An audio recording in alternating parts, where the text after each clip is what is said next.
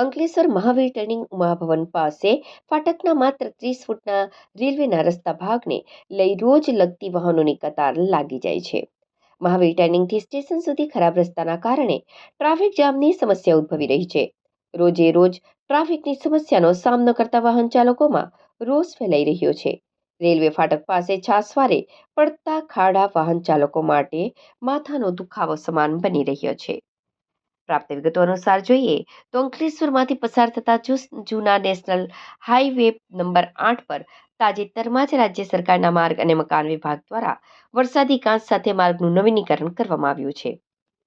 જોકે આ માર્ગ ઉપર ઉમાભવન રેલવે ફાટક પાસે 30 મીટરનો ભાગ કેન્દ્ર સરકારના રેલવે વિભાગની અંદરમાં છે. જે ફાટકના 30 મીટરના ભાગમાં મસમોટા ખાડા પડી ગયા છે. તેમજ રેલવે પાટા પાસે પણ ગાડી પટકાઈ રહી છે. ટુ વ્હીલર ચાલકો રીતસરના પટકાઈ રહ્યા છે.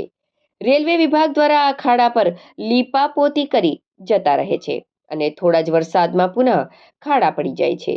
જેને લઈ મસમોટા ખાડા ફાટકના પાટા સાથે ઉપસી આવતા ખાડા આ 30 ફૂટનો ભાગ વાહન ચાલકો માંડ 10ની સ્પીડમાં ધીમે ધીમે ગાડી પલટી ના મારી જાય તે રીતે બચાવીને પસાર થવું પડી રહ્યું છે.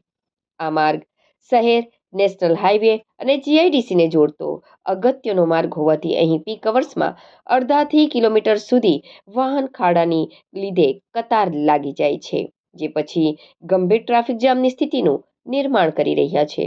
નોકરિયાત વર્ગથી માંડી વાહન ચાલકો આ સ્થિતિને લઈ ભારે હાલાકી ભોગવવી પડી રહી છે. ત્યારે સ્થાનિક લોકો દ્વારા રેલવે વિભાગ દ્વારા ફાટક પર વારંવાર પડતા ખાડાના સમસ્યાનું કાયમી ધોરણે નિરાકરણ કરવામાં આવે તેવી માંગ ઉઠાવી છે.